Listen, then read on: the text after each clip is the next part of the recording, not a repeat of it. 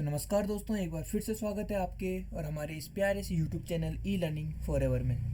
तो दोस्तों, पिछले वीडियोस में हमने चैप्टर फर्स्ट और चैप्टर सेकंड कवर किया था। बीपीएससी 131 बीएजी राजनीति सिद्धांत का परिचय, इंट्रोडक्शन टू पॉलिटिकल थ्योरी का। आज उसी कड़ी में, उसी सीरीज में, उसी श्रृंखला में हम आपके लिए लेकर आए हैं चैप्टर थर्ड, स्वतंत्रता यानी लिबर्टी। तो इग्नू में जो मोस्ट इम्पॉर्टेंट क्वेश्चंस जो इस चैप्टर से पूछे जाएंगे, उस यानी कि जो इस चैप्टर से जो क्वेश्चन पूछे जाएंगे, उसके हम आपको एक मॉडल के रूप में उन क्वेश्चनों को आपके सामने रखेंगे और आप उनको सॉल्व करेंगे अपने अपने टाइम के हिसाब से। तो जो प्रश्न है उनको मैं आपके सामने रखूँगा। उससे पहले अगर आपने अभी तक मेरे चैनल को सब्सक्राइब नहीं किया है तो प्लीज़ चैनल को सब्सक्राइब कर लीजिए, बेल नोटिफिकेशन को ऑन कर दीजिएगा ताकि नोटिफिकेशन आप तक जल्दी और शीघ्र पहुंच जाए।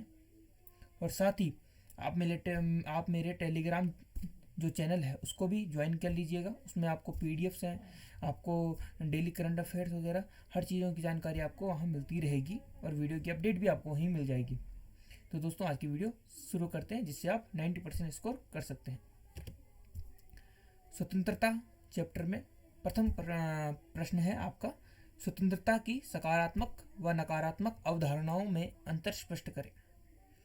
तो स्वतंत्रता की जो सकारात्मक और नकारात्मक अवधारणाएं हैं उसमें आपको अंतर स्पष्ट करना है। तो जैसे इसमें न्यूनतम प्रतिबंध होते हैं आपके जो सकारात्मक पहलू हैं, और इसमें व्यक्ति के विकास हेतु सुविधाएं दी जाती हैं।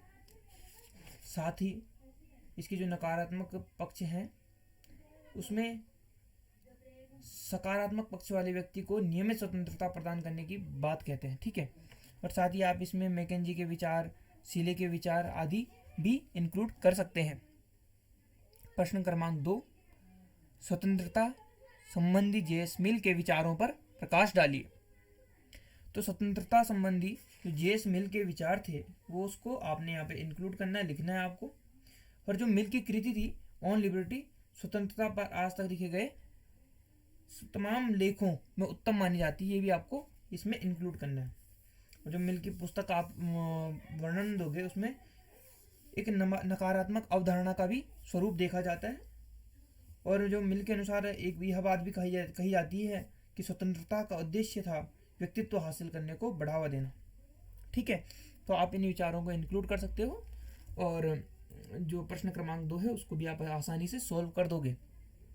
प्रश्न क्रमांक 3 है, स्वतंत्रता संबंधी मार्क्स की समीक्षा का आलोचनात्मक विवेचन करें, ठीक है।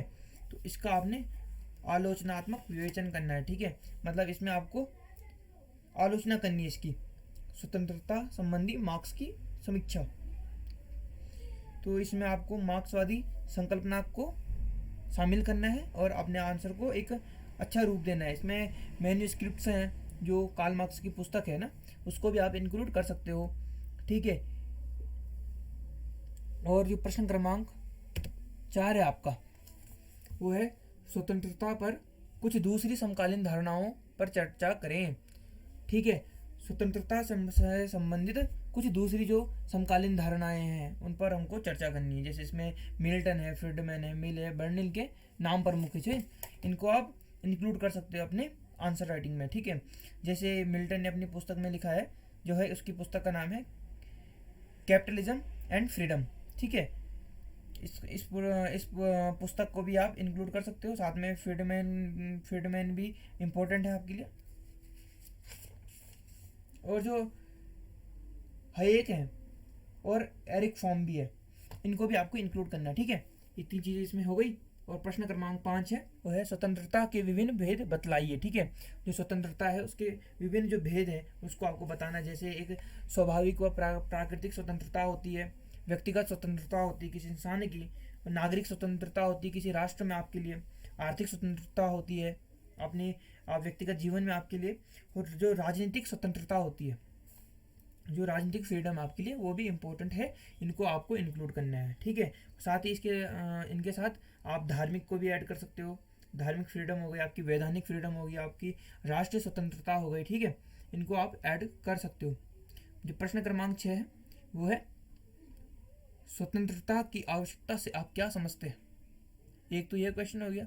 इसी में अगर आपको चेंज करके दे दिया जाए अथवा में, क्या वास्तव में व्यक्ति के विकास के लिए स्वतंत्रता आवश्यक है? तो ये प्रश्न दोनों सेम है, इनके आंसर सेम होंगे। ठीक है, तो आपको इनके आंसर लिखने।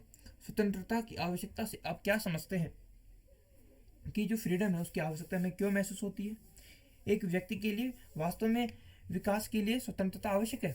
एक व्यक्ति के विकास के लिए वास्तव में फ्रीडम आवश्यक है? जी बिल्कुल हाँ, इसके लिए फ्रीडम आवश्यक है, क्योंकि व्यक्ति विकास तभी कर पाता है जब उसके स्वतंत्रता प्राप्त हो, उसे फ्रीडम प्राप्त हो।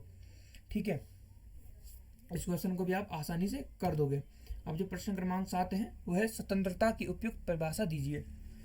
आपको फ्रीडम की एक छोटी मोटी परिभाषा लिखनी है और इसको विस्तार पूर्वक स्वरूप देना है। ठीक है, जो आपको इसकी परिभाषा में लास्की हैं, ग्रीन हैं, गेटेल हैं, इनको आप इंक्लूड कीजिए और आपका जो आंसर है वो और भी अच्छा दिखेगा। ठीक है, जो स्वतंत्रता होती है वो बंधन रहित होती है। ठीक है, इस बात को भी आप इसमें इंक्लूड कर सकते हो। प्रश्न क्रमांक 8 है वो है स्वतंत्रता और कानून में क्या अंतर है, यानी कि जो हमारे रूल्स बनते हैं और जो फ्रीडम होती है उसमें क्या अंतर है, यह संबंध है। अथवा इसी के स्थान पर आपको दे सकता है, क्या स्वतंत्रता और कानून एक दूसरे के विरोधी हैं और कैसे, आपको ये बताने हैं कि एक जगह फ्रीडम है और एक जगह आपका कानून है, आपका रूल है, तो वो एक दूसरे के विरोधी हैं। ये आपको डिफाइन करने की कैसे एक विरोधी हो सकते हैं। और इसी की जगह आपको दे सकता है अथवा में कि कानून के अस्तित्व में ही स्वतंत्रता संभव है, यानी जब तक आपके पास रूल्स नहीं होंगे, रेगुलेशंस नहीं होंगी, तब तक आपकी फ्रीडम का कोई मतलब नहीं रह जाता। ठीक है, यानी कि उसका कोई अस्तित्व नहीं रह पाएगा। स्पष्ट करें। तो ये क्वेश्चन ऐसा ही है कि आप आसानी से कर सकते हो। ठीक है, इसमें आप लास्की जैसे विद्वानों के तर्क दे सकते हैं। ठीक है, और इसमें लोग हैं, लोग भी अच्छे तर्क देते हैं, इसमें आप इनको भी इंक्लूड कीजिए। 2-4 उदाहरण दीजिए, गार्डविन जैसे विद्वान का भी इंक्लूड कर दीजिए इसमें। तो आपका एक जो क्वेश्चन है उसमें एक समरसता आ जाएगी, आप विद्वानों को इंक्लूड कर रहे हो। जैसे कि मैंने पिछली वीडियोस में बताया कि जो ये सिद्धांत वाला चैप्टर है ना आपके, उसमें आपको विद्वानों को इंक्लूड करना बहुत ज़रूरी है। ठीक है, तो नेक्स्ट क्वेश्चन की ओर बढ़ते हैं, प्रश्न क्रमांक 9 की ओर। एक त्रय संबंध के रूप में स्वतंत्रता का वर्णन कीजिए। तो त्रय संबंध, ठीक है, जैसे इसमें जोराल्ड मैकलम है जिन्होंने 1967 में क्या लिखा था, फिलोसफिकल रिव्यू में लिखा था नेगेटिव एंड पॉजिटिव फ्रीडम शीर्षक के तहत एक लेख लिखा था। तो इसको आप इंक्लूड कीजिए इसमें। जो मैकलम है ना, और जो इनके साथ हैं रॉस और फेनबर्ग, इनका आप उदाहरण दे सकते हैं। ठीक है, जिन्होंने तर्क दिए उनको पेश कर सकते हैं और आपका जो क्वेश्चन है वो बहुत ही शानदार ज़बरदस्त बनकर तैयार हो जाएगा। ठीक है, थोड़ा बहुत पढ़िए और इनकी जानकारी इकट्ठा कीजिए, फिर उसको अपने शब्दों में व्यक्त कीजिए, वही आपके क्वेश्चन की डिमांड होगी उस समय। तो प्रश्न क्रमांक 10 जो आपकी स्वतंत्रता है कि रिपब्लिकन अवधारणा को समझाइए। तो आपकी फ्रीडम की जो रिपब्लिकन अवधारणा है उसको हमको समझाना है, जिसमें आप फिलिप पेटिट हैं, स्किनर हैं, इनके विचार और साथ में बेल्डिन के विचार भी, आप जो आलोचना वाले विचार हैं उनको भी इंक्लूड करिए और इसकी अवधारणा को ज़बरदस्त रूप से प्रदर्शित कर दीजिए आपकी आंसर राइटिंग में। ठीक है, और चार्ल्स टेलर हैं इसमें, जॉन रोल्स हैं, जो थ्योरी ऑफ जस्टिस जिन्होंने 1972 में दी थी, इसे भी आप इसमें इंक्लूड कीजिए। अमर्त्य सेन के विचार हैं, द आइडिया ऑफ जस्टिस 2009 में इन्होंने अपनी बुक प्रकाशित की थी, तो इसको भी आप दे सकते हैं। ठीक है, और इसमें फ़िलहाल आपका इतना ही है। ये 10 इंपॉर्टेंट क्वेश्चन थे इस वाले चैप्टर के, जिनसे आपके एक दो क्वेश्चन आ जाएंगे और आपके जो 90+ स्कोर करने की यात्रा है उसमें और अच्छा तरह से बेनिफिट प्रदान करेंगे आपको, क्योंकि ये क्वेश्चन स्वतंत्रता से संबंधित है, आपकी व्यक्तिगत जीवन से संबंधित है, क्योंकि इसमें आपके धार्मिक फ्रीडम भी है। ठीक है, और आपका साथ में व्यक्तिगत फ्रीडम भी है, इसमें आर्थिक फ्रीडम है, राजनीतिक फ्रीडम है, मतलब प्रत्येक फ्रीडम आपके जीवन से कनेक्ट होती है।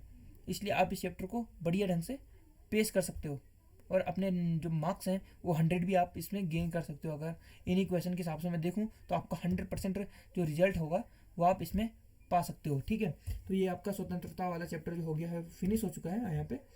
और जो मोस्ट इम्पोर्टेंट क्वेश्चन थे फिलहाल तो इसमें यही थे। अगर आगे भी कोई इन पर अपडेट होगा या फिर आगे इसमें इसका कोई भी नए पेपर में इसका कोई क्वेश्चन आता है तो हम इसको ज़रूर इंक्लूड करेंगे। फिलहाल धन्यवाद वीडियो देखने के लिए। और साथ में इस जो मेरा टेलीग्राम चैनल है उसको आप ज्वाइन कर लीजिएगा, उसमें अपडेट आपको मिलती रहेंगी। और चैनल को सब्सक्राइब कर दीजिए। फिलहाल इतना ही, धन्यवाद। स्वस्थ रहिए, मस्त रहिए और अपनी स्टडीज़ को कंटिन्यू करते रहिए। Thank you.